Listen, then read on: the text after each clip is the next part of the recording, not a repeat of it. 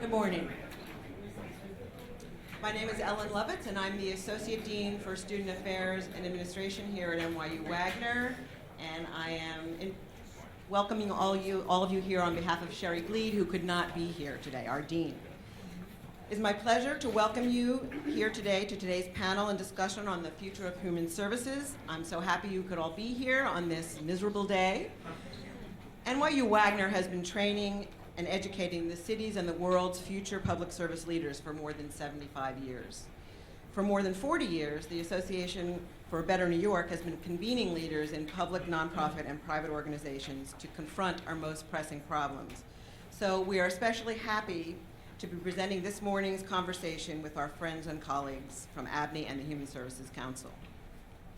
These two organizations exemplify the best of public service and put into practice what we here at Wagner strive to teach our students. They each do essential and innovative work in serving the needs of all New Yorkers. We are especially delighted to have Wagner alumni serving important roles within these organizations. HSC board members Monsignor Kevin Sullivan and Jennifer Jones-Austin, as well as ABNY Executive Director Angela Pinsky, are all Wagner graduates, and we couldn't be prouder of their achievements and continued work in our community. And now, I'm pleased to welcome to the stage a great and longtime friend of Wagner, ABNY Chairman Bill Rudin.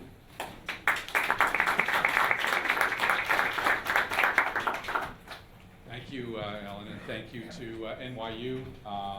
You are in the Rudin Center here, and we've been longtime supporters, family of NYU, and in particularly all the things that are happening here at the Puck Building. It's a very dynamic environment and creative, and if you afterwards walk around, you'll see all the things that are happening.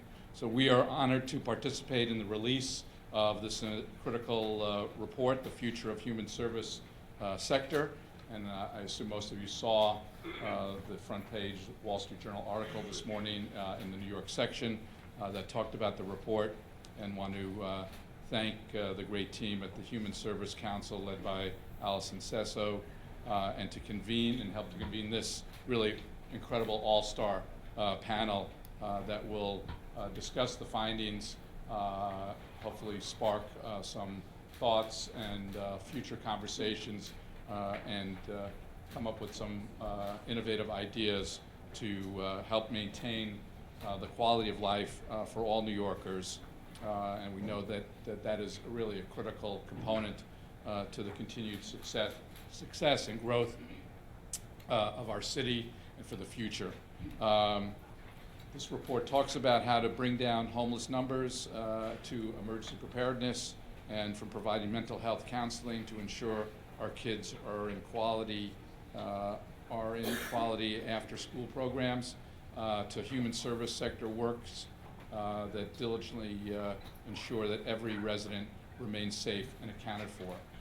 Fortifying this sector to weather the challenges will only strengthen the city as a whole, and we thank the Human Service Council for beginning this discussion, and as I mentioned, to continue the dialogue. This is just not one and done. We will continue talking about this and convening and making sure that at all levels of government and the private sector and not-for-profit, that this is a serious focus. So we'd like to start with a video, special video presentation that HSC has put together. So hopefully you'll enjoy this, and then we will start the panel. Thank you.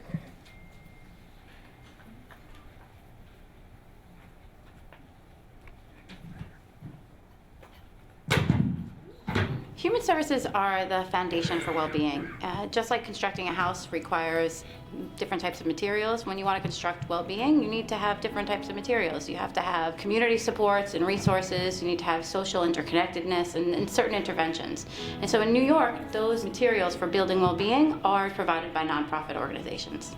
Human services is all of those things that we need as individuals to be successful, to thrive, to be comfortable, to feel supported. For a lot of folks, they need those supports, that they don't have them. They don't have access in their daily lives, and they need organizations like Goodwill and other nonprofits to make sure that those things are available to them.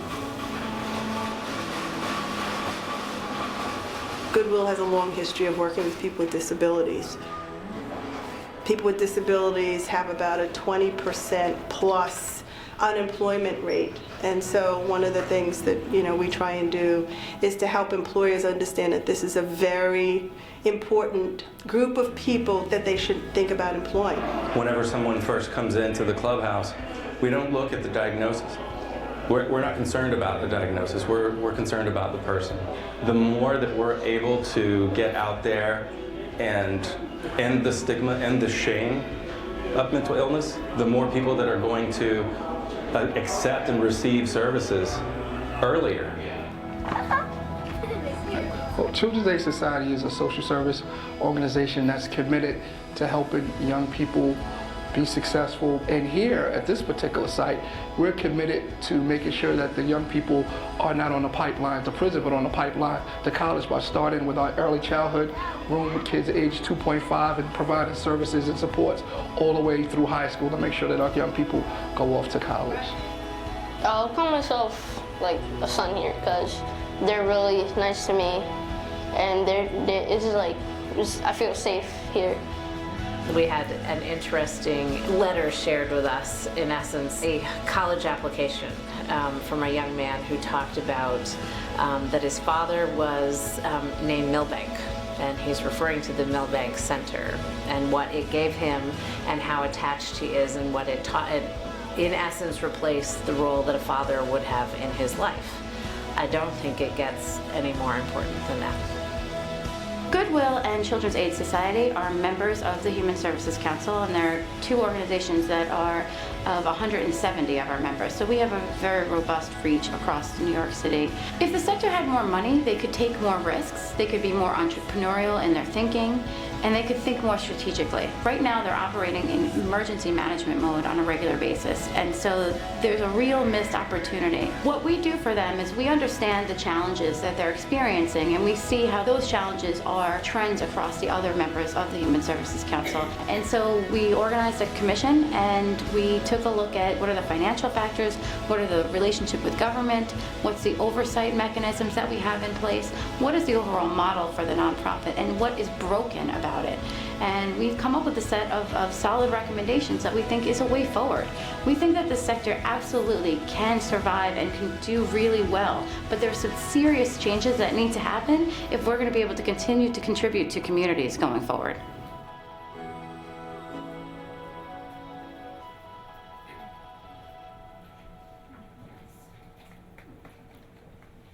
Human services are the foundation for well-being, just like constructing a house.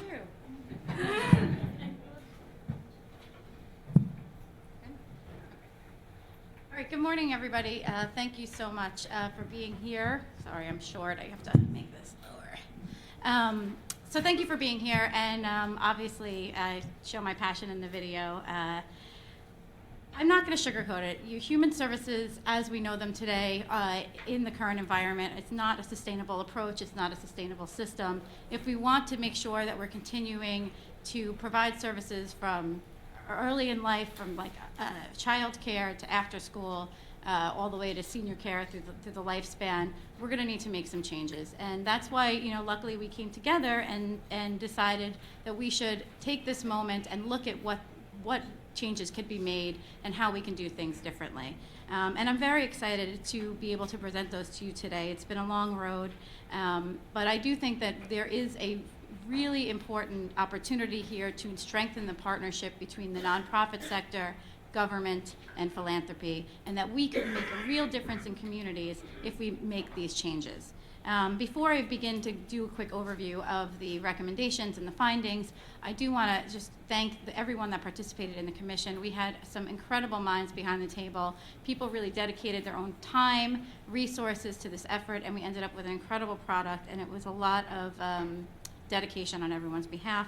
I want to thank our partners at ABNY for helping us highlight this today to a different type of audience. I think people within the human services sector have known that these issues are there for a long time. To be able to break out of that a little bit and tell the story more broadly and connected to the greater parts of New York City, I think is important, and ABNY is an important partner in helping us do that.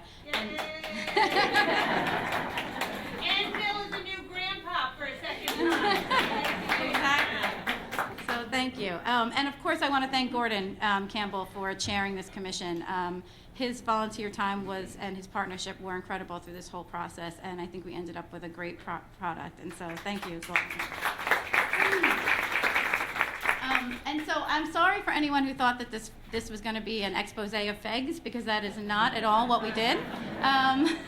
So sorry to ruin that for anyone that expected that. FEGS really was just the impetus for doing this work. I think the sheer size of that organization and its closure really scared the bejesus out of the sector. I mean, we sort of said, oh my goodness. I think before that, there was this assumption that it was only small organizations, and that this couldn't happen on a large scale.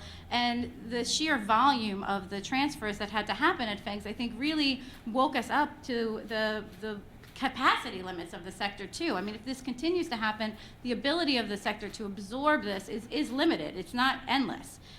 So we need to recognize that we've got to protect the entities themselves that are providing these services. And of course we care about programs, and the system is focused on programs, but the entities themselves that are doing this work are important too. And this isn't, just to be clear, about any one entity. Mergers, closures are all okay. I appreciate that a lot of the nonprofits in the sector have existed since the 1800s, but that's not a good enough reason to exist just because you've been around for a long time. It's about whether or not you're actually doing a service to communities and you're doing it well. And that gives you the right to continue to do your work. The problem is that we're not setting up organizations to do that work well and to continue to do that work in the communities, and it's happening across the sector. So we clearly found out that size doesn't matter, and that what matters is margins, and that's really an important finding. The thinning of the margins is extremely clear across the sector, and so more and more the nonprofits themselves are mirroring those they serve in terms of how they live. They're operating in emergency management mode constantly. They are living, payroll to payroll as opposed to paycheck to paycheck. And any one single event can really take them down. And so that is not a place where we want to be. We found out 18% of human service agencies in particular are operating in insolvency rates. We did a survey and found 60% are financially distressed with no cash reserves. So these are very scary numbers. And a lot of this is driven by the fact that the gap between program costs and what is the expectations of the contracts is too wide, and it's widened over time. And it has not always been this way. This is a problem that's been in the making for 40 years as government has been outsourcing these contracts to nonprofits, and over time, this is where we ended up. So the other problem here is that for human services, the reason why it's different for human services versus other nonprofits is because we rely so heavily, in terms of our government, we rely so heavily on the funding from government as our main source of funding, with 90% of our budgets being funded that way, and oftentimes being paid 80 cents on the dollar. So it doesn't take a mathematician to figure out that that's not a good way to go forward, and that's not sustainable. Overhead is also still problematic in the sector, and it's ironically connected to our ability to do risk management and really invest in the oversight systems that allow us to be good stewards of public dollars. These are not considered program costs. Things like HR departments, technology systems that let you run outcome measurement systems in a meaningful way, actual staff members that are dedicated to oversight roles. So those types of things are not really funded within the program, and as a result of that, nonprofits struggle to do these things. And a lot of nonprofits are able to do it, but not enough of them.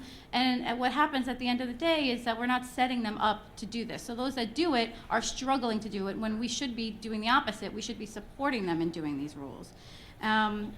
Obviously, the low-paid workforce is extremely problematic. I think turnover in any sector is costly and problematic, but in this sector it's particularly worrisome because of the fact that we're dealing with clients that are faced with trauma, and that's what we're trying to have them overcome, and yet their caseworker disappears.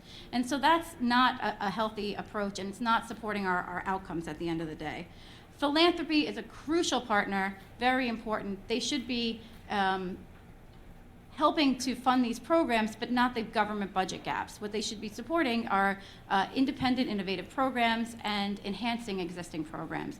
And they're not really in the business to be funding these gaps in the government dollars. And nonprofits need themselves to look themselves in the mirror and look at what they're signing themselves up for when they sign contracts. And so I really do think that the partnership is broken. I don't point any finger at one partner or another. I think that we need to we have to look at this holistically. So the recommendations fall into 3 buckets. There's 3 problems. So one is program collaboration, and there's 3 recommendations in this area. And basically, the first one is pretty simple. We just want nonprofits to be leveraged and their expertise to be in the design of the programs themselves. Right now, how it works is government identifies a problem, comes up with a very prescriptive approach to how they'd like to solve that problem, puts it out to the street, and nonprofits respond to that approach. That doesn't leverage the expertise and the innovation that we always talk about within the sector. And so we want to change that and get nonprofits in earlier to the process and be at the table. We also think that can help shrink the gap between the dollars available versus what the program expectations are, because they could be in early, and so we can solve some of those funding problems by bringing nonprofits to the program design process. The other thing is, and I could have done a whole separate report on this, and maybe we will in the future, but at the state level, we are looking at a major shift in the way we fund Medicaid programs, and the sector is not ready for this move.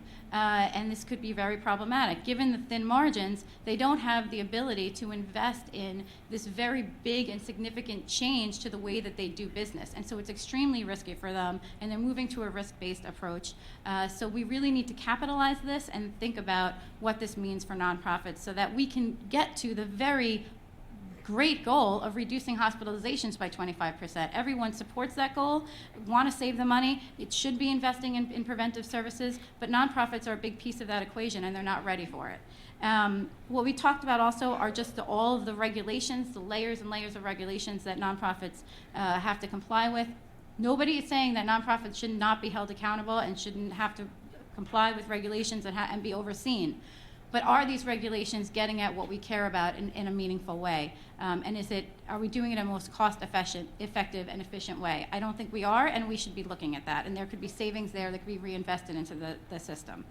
The other bucket is what I talked about earlier, which is the underfunding and just the lateness of payments as well, which is unnecessary. Overhead costs I already talked about. We really need to address that. On top of that, government oftentimes makes policy changes that impact the business cost of the nonprofit. And if you have that scenario, you really need to adjust the contract amount so that you can continue to pay those higher business costs.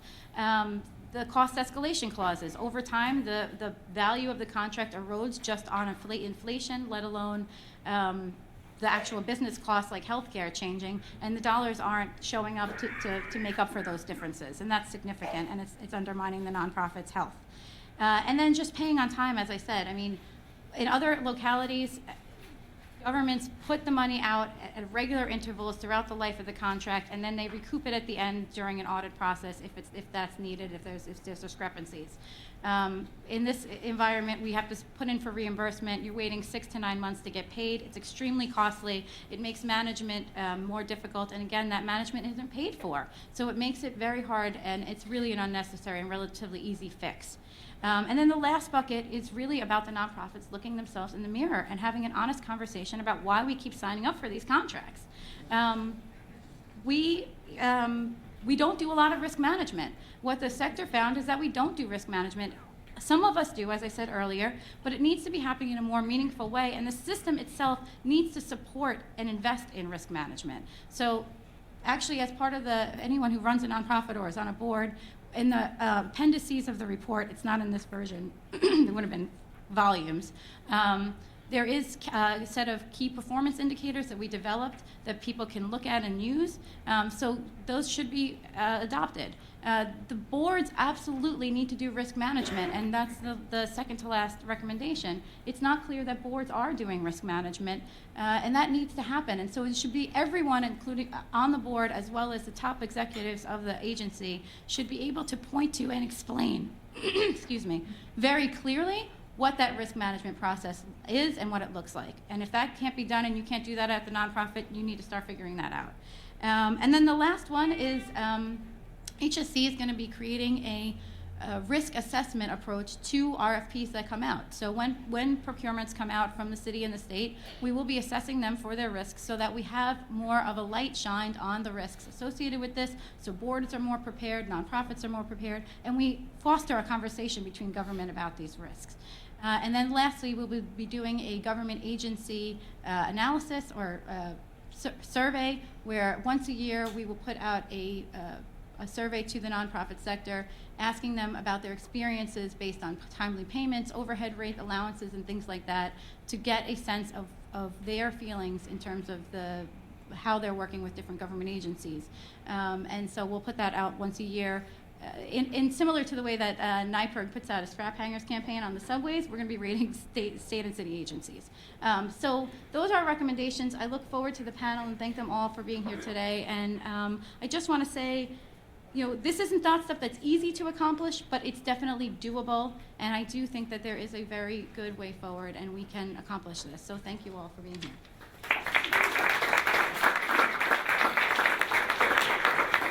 Thanks, Allison. And you hopefully got a sense that this is really just the beginning, and there's a lot of work to be done, and a lot of work to be done by all of us. And first, I'd really like to thank Allison for her leadership, thank the HSC staff, my fellow members of the commission, and so many others that got us to this point. And we're pleased today to have a phenomenal panel with great expertise, varying perspectives, and what I'd like to do is get right to the questions for each panelist. When I ask them their question, I'll give a brief background, but Allison and I have encouraged the panelists to engage as much as possible, and there'll also be an opportunity for Q&A at the end, so if you've got questions, we will turn to you. So the first panelist I'd like to turn to is Steve Banks, who, as many people know, is the Commissioner of the New York City Human Resources Administration. He is a key leader in implementing Mayor de Blasio's agenda to expand opportunity for more New Yorkers, address income inequality, and ensure that New Yorkers receive the benefits and assistance to which they are entitled.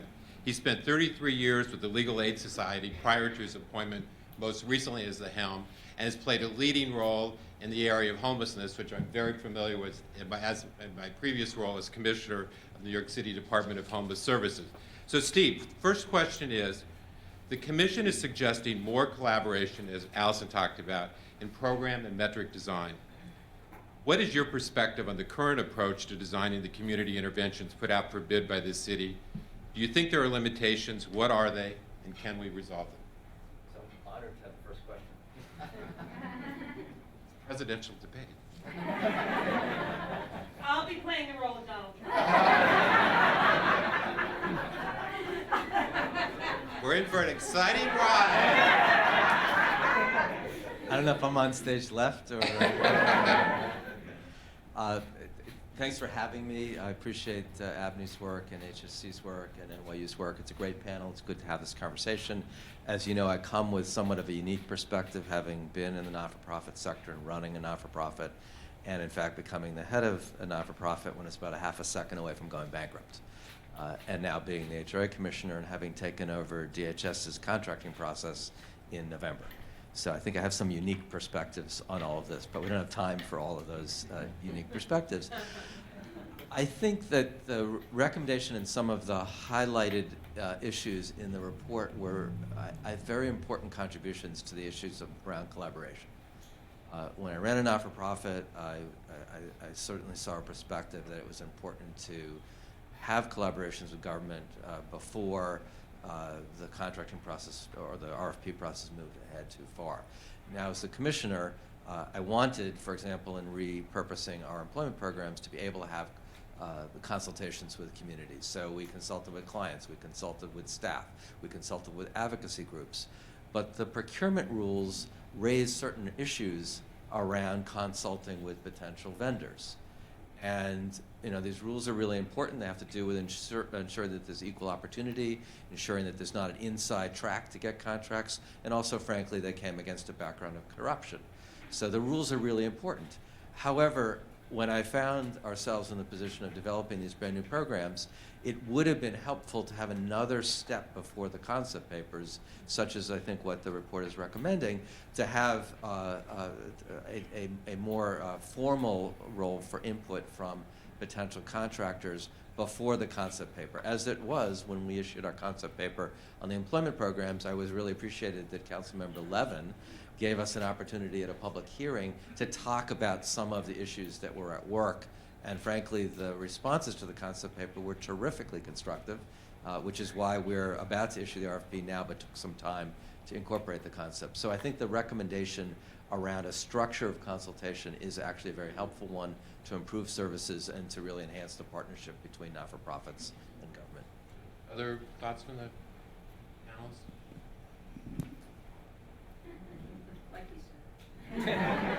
So, and I actually just encourage the panelists to speak up as much as possible. Our next panelist is Christine Quinn, the newly appointed president and CEO of WIN. As we all know, she was a member of the New York City Council from 1999 to 2013, and in 2006 was elected Speaker of the New York City Council. As Speaker of the City Council, Chris helped create thousands of new jobs in New York's 5 boroughs, passed living wage legislation, and acted a series of tenant protection laws throughout the city. Prior to serving in elective office, she was Chief of Staff to then New York City Council member Tom Duane and was Executive Director of the Anti-Violence Project.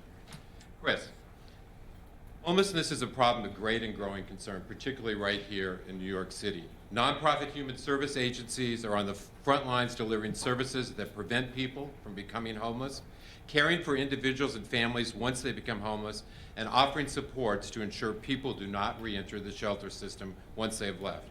The Commission in its report identified systemic funding issues, including inadequate overhead rates, which covers technology, HR, risk assessment, and the like late payments, and lack of cost escalations that undercut the financial viability of nonprofits heavily funded with government contracts.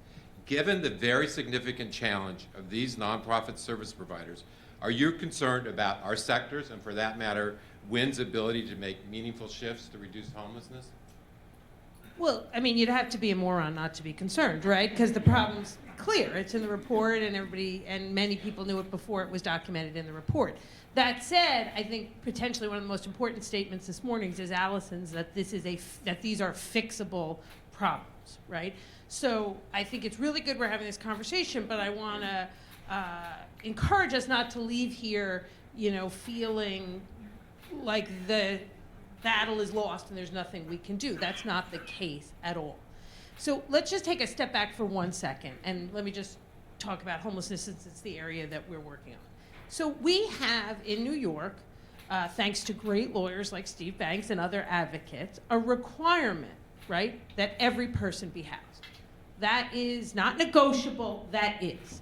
Now you could go about meeting that requirement in a number of ways. The city of New York, and I say this as somebody who used to consider herself part of the city of New York, could provide all that services. Not a way to go. You know what I'm saying? We all know that. Better to have providers do it. But that means we as providers are taking on a mandated by the courts role of the government of New York. The government in all of its levels needs to recognize the profound responsibility they have handed off. They need to define with the courts or the city council or the legislature, whomever, what that responsibility means, and then make good in making the fulfillment of that responsibility in more times than not possible. Going back to, and this is not a statement on any, one elected official or administration or anything, but if you go back and look forward, that probably never happened.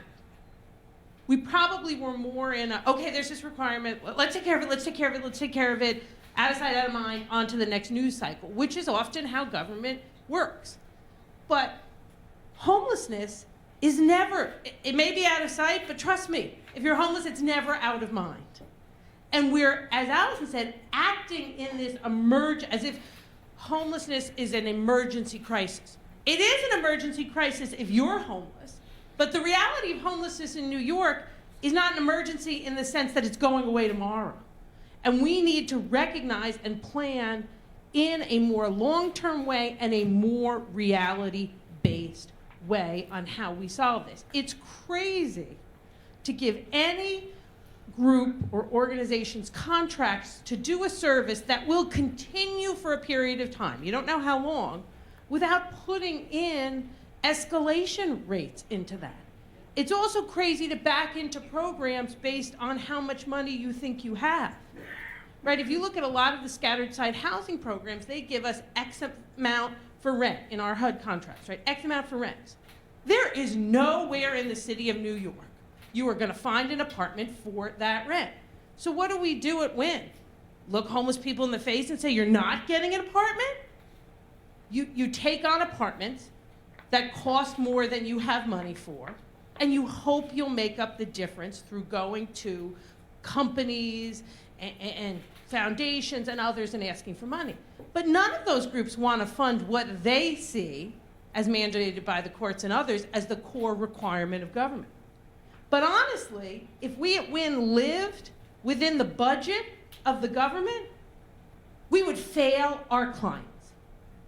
So you have to go beyond what you get, and then, as it is now, and find money in other places. That's not sustainable. And we have to just kind of admit the facts that all together, by requirement or by humanity, we bit off a huge piece. It's not more than we can chew because we have to deal with it, but the way we're structured, we are hoping for the best.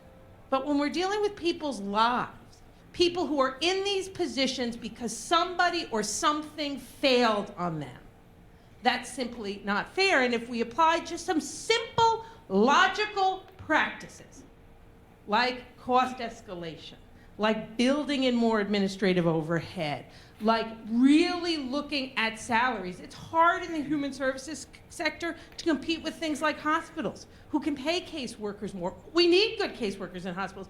We could begin to come up with a clear plan of how to fix this. But you know, it's been said many times, the definition of insanity is doing the same thing over and over and expecting a different result, and that's kind of what we've done in the relationship between governments and service providers in the homeless service area. Well, David, you talked about exactly that same theme of it's very difficult to say no in the article in the Wall Street Journal this morning. Yeah, and to Chris's point that this is a fixable problem, Paul and I were talking earlier at breakfast. Paul said, you know, was there ever a sort of golden age of human services where you had enough money to cover your costs? And the answer is yes, actually there was, and it wasn't that long ago. Allison and I were debating whether it was 10 or 15 or 20 years ago, but there was a time when the funding was there to cover the costs of your program. At the Jewish Board, we start the year with an $18 million deficit. That is the gap between the cost of the services we provide and the reimbursement that we get from government. Now, we're lucky. We have support from UJA Federation. We raise $13 million a year. We have an investment portfolio that spins off $5 million a year, and we manage to fill the gap. But there are very few organizations that have those kinds of resources. And even at the level that we're doing it at the Jewish Board, there are lots of things we would like to do that we can't do. There are investments in business intelligence systems. There are data and outcomes work. There are innovative pilot projects that we would like to do that we can't do because when we go to a foundation or a corporation or an individual, our first ask has to be, can you please help fill the gap left by government funding? And I do want to say right off the bat that nothing that we say is meant to be a personal affront to Steve Banks or Paul Francis, because you will not find two better partners in government than these two people. So, Paul, let me ask a follow-up question to David's point. Do you ever see us getting back to the golden age or a new golden age, and what would that look like? Well, you know, first of all, I think the report was really terrific. And it creates a roadmap, a blueprint of things we can work on to improve the sector. You know, some of the factors to get back to the golden age are straightforward and simply involve higher funding levels, escalators, or I do think the indirect cost is something we could discuss more specifically. But what we also need to do is look at the underlying problems in these programs.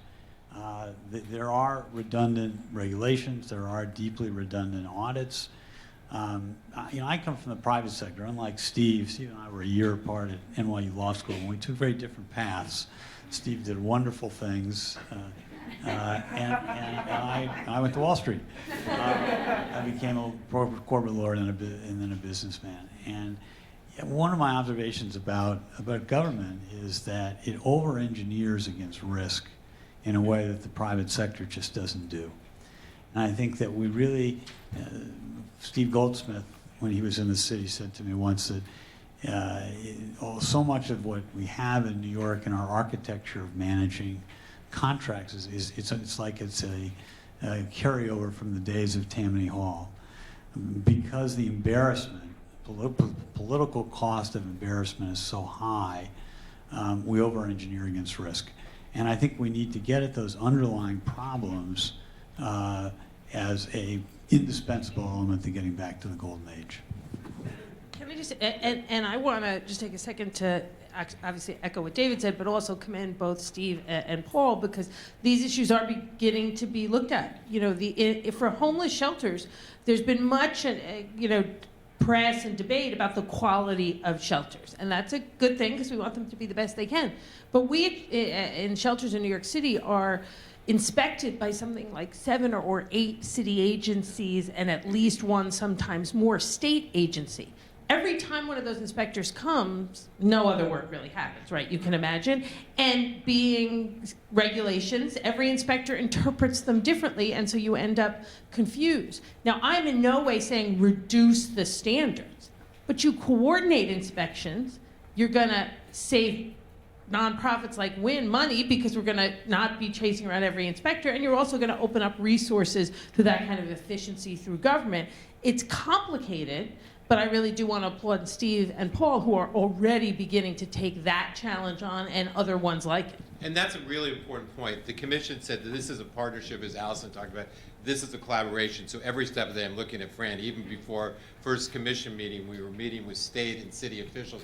Said this is what we're thinking about, the push-pull, and also with philanthropy, which actually I have to thank Pat and others around the table really pushing us and say philanthropy needs to be part of the mix, and we also need to hold philanthropy accountable in the most positive sense of the word.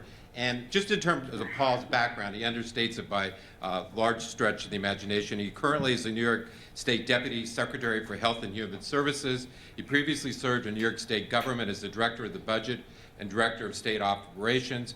Previously served as the Chief Operating Officer of the Financial Product Division of Bloomberg LP. And prior to rejoining the Cuomo administration, Paul served on the Board of Trustees of numerous organizations, including the chair of the New York State Health Foundation. So Paul, this whole question of risk assessment, I think everyone in this room would agree it's so important. We need to start developing the discipline. Well, we're getting to the point where hopefully there will be adequate overhead rates, timely payments, cost escalations. That's not going to happen overnight. And so what can government do to really help boards and staff start to develop the discipline and say, yes, we care about individuals, neighborhoods, and communities, but we also care about the long-term viability because we need to think about, as Chris was saying, long-term strategy. So how can they help us to really be much more operating in a business mode when it comes to making these tough decisions? Well, I do think that one of the points of the report that we agree with is that the indirect cost in contracts makes it very challenging for organizations to invest in the type of systems that they need to manage risk and also to compete in areas like Medicaid, managed care that is part of the future of healthcare.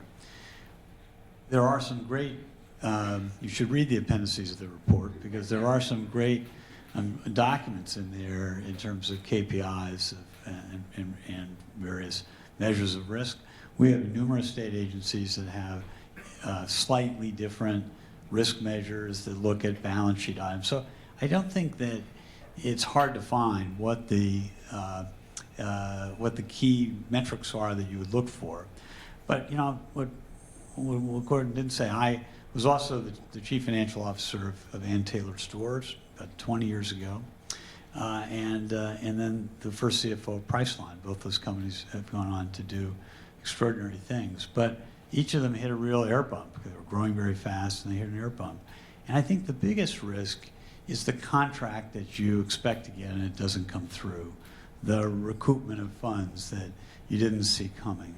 And so I think we should be careful not to overemphasize the systemic part of this, because at the end of the day, I think it's the judgment and the kind of risk aversion of management that you really need to really avoid risk, to really manage risk. Steve? I think that Paul's point is really an important one, as is Chris's earlier one. I think the point about managing risk is in part how we contract and how we fund and so forth, but also how each organization evaluates its contracts. And what some of the contracting process that we observe post-FEGS, FEGS, we shouldn't generalize, but on the other hand, it's got a lot of important lessons to it. And when I got involved with the FEGS situation, it read a lot like the situation that I inherited at the Legal Aid Society. And there were a lot of flags within the organization that one could see. And I saw them because I had been through this in a not-for-profit, and how they were missed, not going to render any judgments on it.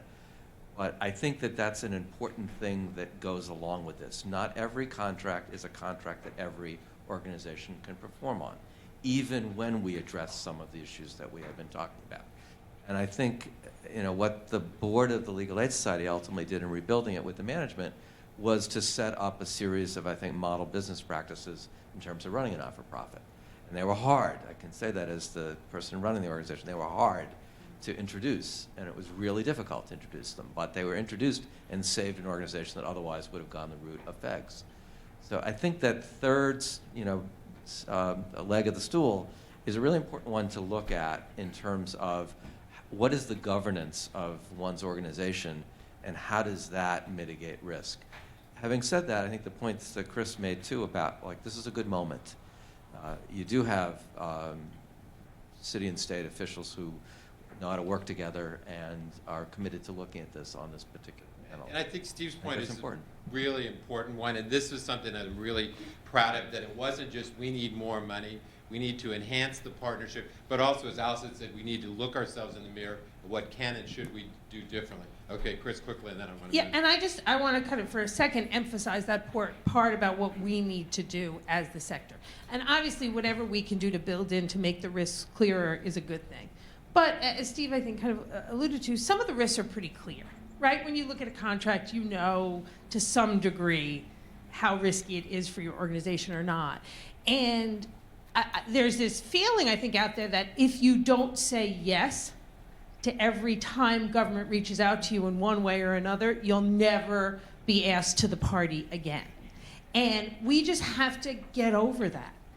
Part of what we're doing here, right, is working with human beings, helping them in different ways become their best selves and get out of the levels of victimization that they're in. We have to do that too. We have the power to say no to government. This doesn't work. We also have the power, any of us who are staff at nonprofits in a management role, to pick up the phone and call Commissioner Banks or call Paul Francis or call whomever and say, we just got this email from such and such agency, Deputy Huff or whatever, and it's the dumbest idea I've ever heard, and we're not going to do it. And you should change it. But we don't do that enough because we're so fearful that we're going to lose our money. And we need to get over that ourselves, because that's the only way. Partnership isn't just on these two guys. It's a two-way street, and we haven't been in it enough. We've taken on a subservient posture, and we need to get over it. It's not just that we're fearful, we're also passionate. We want to do the work. Yes. That's all right. As you said, we'll figure it out. We'll give you an apartment. We'll get you a house. We'll figure it out. We said no to maybe our first contract ever 6 months ago. You could not believe the reaction within my organization. Oh my God, you did what? You told them no, you wouldn't do it, you needed more money? But I have to tell you, it worked. They came back to us and they said, okay, we're gonna put a little more money into the contract. So on the question of risk management and the partnership, I wanted to say that in addition to being passionate, I find that people in the sector, leaders in the sector, are also very polite. And so I'm really happy to see the trend is turning. Those days are gone, so no problem there. But I also wanted to say that I am so glad that ABNY is a part of this morning's panel, because many people from the business community were so happy they volunteer their time and their energy to serve on boards. And so boards play an important role in this as well in terms of risk management. It's a delicate balance because as board members, you're expected to be cheerleaders, and that's important, but you also have to be realistic. And I think, you know, I'm not a fan of micromanagement by any means, but on the question of some contracts that are questionable in terms of whether they make sense for the organization, boards need to step up too and be a part of that decision. So with that, our fourth panelist is Pat Swan, who's the Senior Program Officer of the New York Community Trust. Pat's grant-making responsibilities covers the area of community development, civic affairs, and technical assistance. She's a board member of Philanthropy New York and serves as an advisory board member of Brooklyn Workforce Innovations and the New York City office of LISC. Prior to the trust, and I didn't know this, Pat directed economic development programs in Brooklyn and Manhattan and worked for the office of then Manhattan Borough President David Dinkins. Pat. The Commission suggests that philanthropy should lead by example when it comes to paying adequate overhead rates, and I'd like to get your thoughts on that. And in addition, the federal government passed a rule requiring contracts with federal dollars to provide a minimum, not a maximum, a minimum overhead rate of 10%. But increasing overhead rates means more investment is needed if we're to maintain current service levels.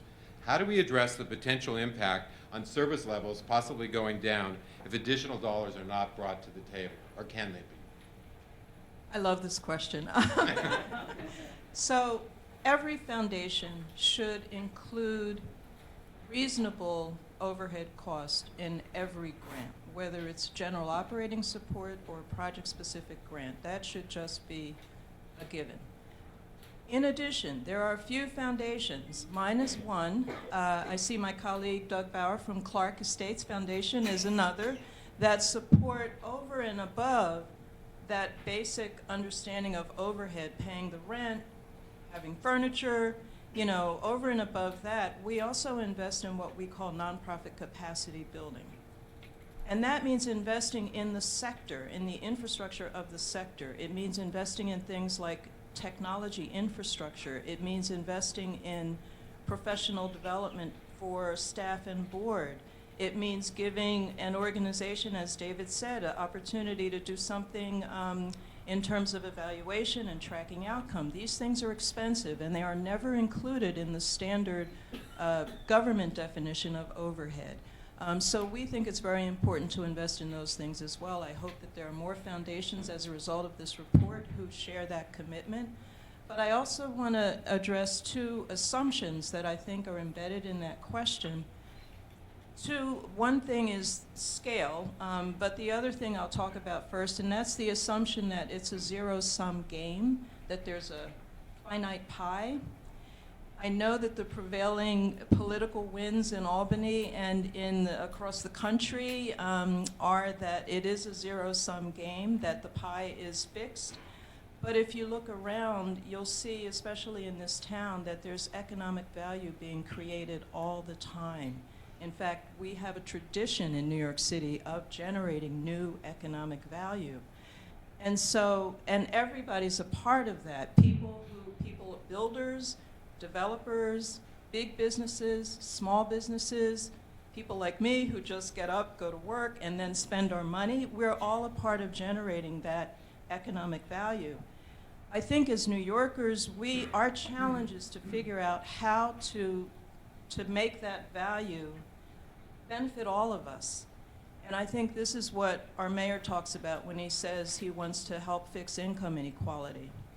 So that's one point I'd like to make. The zero-sum game, I know, is a mindset that's very fixed and hard to get out of, but I would like for us to think a little bit more expansively about that. And then the second issue is scale. Foundation money is a flea. Government spending is an elephant. Just take one agency, the New York City Department of Education. The budget for the New York City Department of Education is $23 billion. Education is a favorite charitable cause for extremely wealthy individuals like Bill Gates and for other, less prominent but also generous philanthropists. But if you take all the money that's invested in charter schools and all the foundation grants for after-school programs and arts education and all of the school-based initiatives that foundations support, and it's a flea on the backside of a $23 billion budget. There is no way that foundation money or philanthropy in general is going to be able to fill a gap in government support for direct basic human services that many people assume may be the result of a more responsibility shared in terms of covering overhead expenses. So even though philanthropy might be a flea, it's a very important flea, as we all know. So. Fleas can, they can nudge, they can annoy, they can sometimes inject money in places where money needs to be injected. Fleas can be really important, but they're fleas. And, if you want to have a really short fundraising call one day, go to somebody like Pat and say, here's what I want you to fund. Government pays me 90 cents to do a dollar's worth of work. Would you please pay that other 10 cents? That fundraising call will be over as fast as you can imagine. It is the least important thing that people want to fund. So your point is absolutely right. This has to be a government solution to a government problem. So last question, then we'll turn it to the audience. And I'd like to turn to our last panelist, David Ravel, who's the CEO of the Jewish Board. Prior to the Jewish Board, David was the executive director of the City Parks Foundation. Previously, he was president of the Brooklyn Conservatory of Music, and prior to that, vice president of marketing and communication at Lincoln Center for the Performing Arts. So David, now having the distinction of running the largest human service agency, probably in the city, for that matter, the country, can you shed some light on some of your short-term and long-term viability concerns going forward? In 2 minutes or less. Oh, okay. My wife will tell you I slept 4 hours last night, and so that's a typical night for a CEO of a nonprofit. I mentioned at the beginning the fundraising gap that we start every year with. That's true for every single one of my colleagues in the human services field, and it's a very difficult 8-ball to be behind. And it really prevents you from doing a lot of things that you want to do. It also means that you unfortunately have to balance your budget by doing things you don't want to do, like underpaying your staff, understaffing programs, not maintaining buildings to the level that you really want to. So it's a very difficult situation. And government contracts all sorts of things. Government has decided that they're not very good at building bridges, for example, and they'll hire a company to build a bridge. And if it costs $40 million to build a bridge, they don't say, hey, we're going to pay you $35 million and we're going to expect you to find the other $5 million. But that's what we have allowed happen in the nonprofit human services sector. And it is because we're fearful, we're passionate, we care about the clients that we serve, but it isn't sustainable over the long run. So thanks to our panelists. We'd like to open up to questions, and there will be mics. They just have to. Oh, they're going to. Yeah, we'll share. So questions from the audience?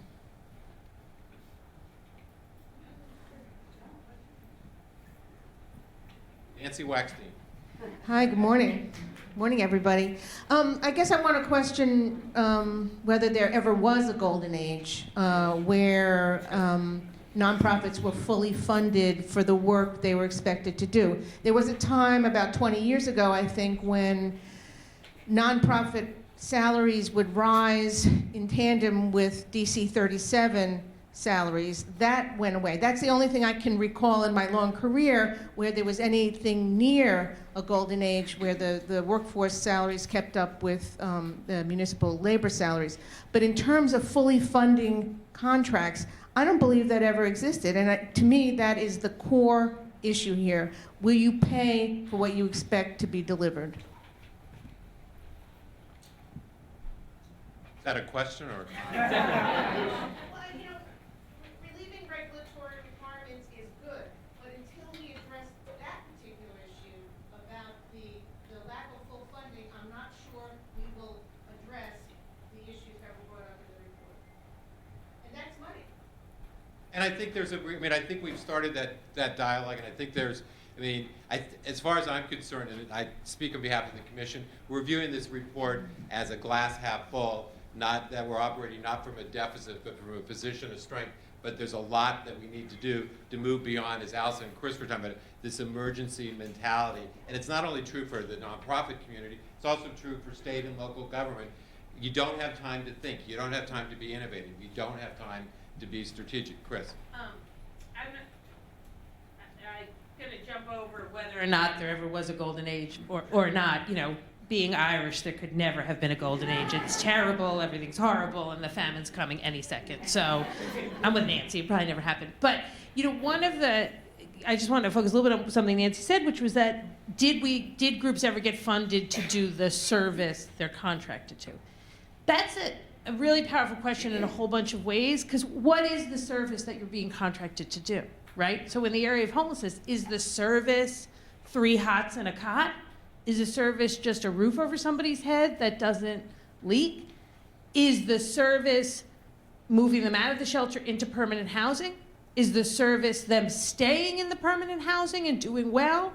What is the service as it relates to their children for homeless families? So I also think in the contracting process and the obligations we create with each other, we need to have a clearer sense of what that service is from the expectation of the government and also from our own internal expectations as nonprofits, because if we add to that, then that's on us, right? But we also need to be clear with government, if you want us to do X, this is what we believe has to happen to do X.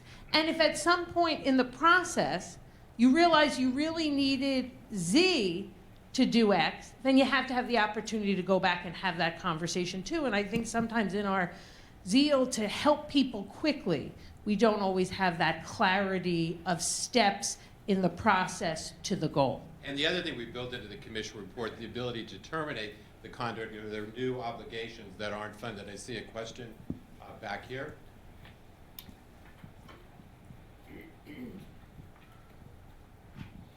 Hi, Nancy Miller from Vision Services for the Blind and Visually Impaired. My question goes to examples where collaboration between government and nonprofits really did work, and using those as stepping stones to where we are now. And some of those examples had a very important constituency that we really haven't focused on, which is the consumer or the recipient, the participant themselves. So for example, in the 1980s, the New York State Commission for the Blind moved from one type of contracting to outcome funding, an early adopter. And we still use the principles of that particular approach, which was a year-long conversation with consumers, the nonprofits, and the state government agency. So in this conversation, where is the recipient and participant? Because it's not just about the nonprofit and government or philanthropy. I think we have a really great model today of nonprofits and government working together for the benefit of the folks we work with, and that's Medicaid redesign. Medicaid redesign, which is designed to save the state money, is also designed to improve outcomes for people who are on Medicaid. And what this governor did was create a whole series of panels and committees with advocates, nonprofits, folks who are receiving services, government officials, to really think through how this would look. And we're embarking on this journey together. I think it would be great if there was more of that went on. Yeah, if I could just add to that, it's not just the governor's Medicaid redesign team that he formed in 2011. It's really much more broadly across the health sector. One of the advantages of having a portfolio that covers both health and human services is that you really can see the linkages that the healthcare sector is increasingly seeing to the human services sector. And my observation is there's just far more stakeholder engagement in the healthcare sector with the Medicaid redesign team, with the current DSRIP process, but even beyond that with the State Innovation Council. And that does really inform what those agencies do. So the squeaky wheel gets the grease, and gets making a statement against interest. I do think that the human services sector needs to push forward with things like this report, to make sure that you do have a seat at the table. And if I could make just one more comment, I was very remiss in not introducing my great friend and the governor's coordinator of nonprofit affairs, She is here as a lifeline if I can't answer any question. Steve. Pat and then Steve. Okay, I just wanted to try to connect this whole issue of Medicaid redesign, or as Paula said, it's a lot broader than that, to Chris's point about how do we define the service that we are providing. And to me, the whole approach that the governor is taking with redesigning the delivery of health care is that it's not about, as Nancy put it, it's about outcomes as opposed to siloed widgets of service. And so, as Chris described, are we providing a bed? Are we providing a bed and after-school care for this family's children? Are we providing a bed, after-school care, and job training? And so if we are looking at a new kind of partnership, it seems to me we're talking about contracts that are more focused on the outcomes for that family and less focused on the widgets. I think that the question regarding client input is actually really something that's a good thing. I don't know if we're ending, but it's a good thing to really emphasize the last part of this conversation. And so as part of when we set about reform process at HRA 2 years ago, we did a series of surveys with clients. We did a series of focus groups with clients that helped shape what the priorities for the changes we were going to make would be. And as part of the 90-day review of homeless services, one of actually the most important voices that we're hearing is a series of focus groups that I, as the commissioner, doing directly with client groups. And they have a lot of things to say about how they want to see services arrayed and where they see gaps between both government and involving both government and not-for-profit providers. And ultimately, when we make some changes going forward, it's going to reflect what the voice of the clients are. So I think that that's an important aspect in considering, is this the right program for you to run if you're considering a contract? Is it the right program for us to ask you to run if you're considering developing a program? Because ultimately, it's how do people who are going to receive the services see what their best bet is, their best opportunity is to move forward and to get the things they need. So I think that it's an important voice to consider as we move forward with the recommendations here and all efforts. Right, and that was an important theme of the commission. It wasn't about the nonprofits per se. It was all about the individuals, families, and communities we serve. One last question in the back of the room. Hi, Alex Itzakis with the Federation of Protestant Welfare Agencies. On the subject of risk management, so in the last 18 months, 2 years, nonprofits have been grappling with implementing the New York Revitalization Act, which was a great first step in really formalizing the corporate governance best practices and things that we should do as corporate entities in New York State. That said, what are the thoughts of the panel, the thoughts of the commission in trying to formalize through that some of the things that should be held in practice from a risk management perspective for boards, appreciating professional development isn't where it needs to be within organizations, professional development from a nonprofit governance perspective may not be where it needs to be at the board level. What could be done?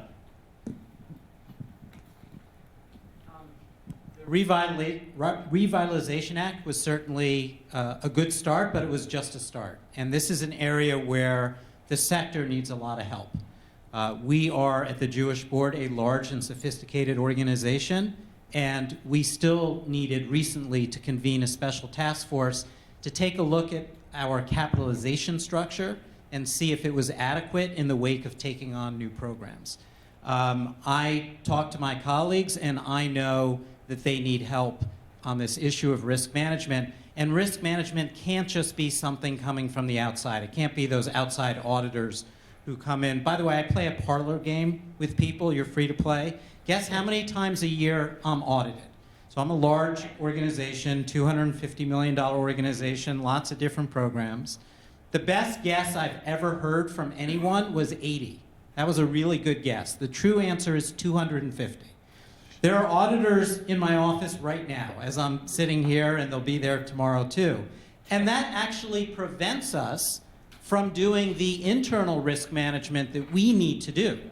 Because if all we're doing is responding to the external demands of auditors, we're missing the big picture.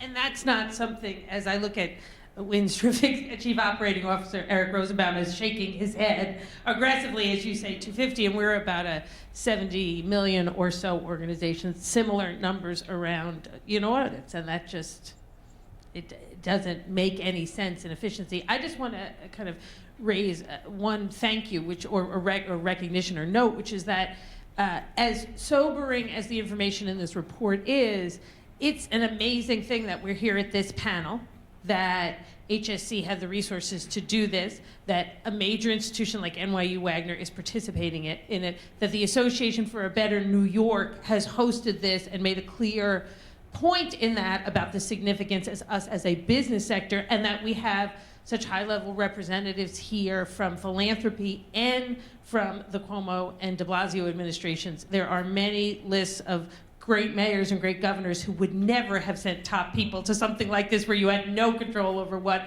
was going to get discussed. So I think we should leave feeling very positive about our ability to address these issues moving forward. And I really want to thank Paul and Steve for taking this on. I don't know if I would have if I was in their positions. And for that matter, I want to thank all the panels. Thank you so much.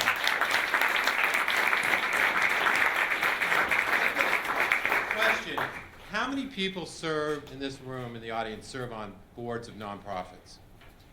Virtually everyone in this room. So I really encourage you to take this report, go back to the boardrooms, go back to your colleagues on boards, go back to staff, have these hard discussions. What is the takeaway for us as a sector? What is the takeaway for our nonprofit? What can and should we be doing differently? And let's also think about what's the new paradigm going forward? It's not about emergency mode, but it's really thinking and acting differently. So I think the truth is out. The only way this report is going to have legs if each of us plays a vital part going forward, and that we really build on these important partnerships and collaboration. And last thing is that I am a professor of practice here at NYU Wagner, and also the director of the Executive Masters of Public Administration program. And this past year, we have a new offering where on Saturdays, in the course of one academic year, students can gain an EMPA. And if you're interested, there's literature at the registration desk. And thank you all, and have a great day. Thank you.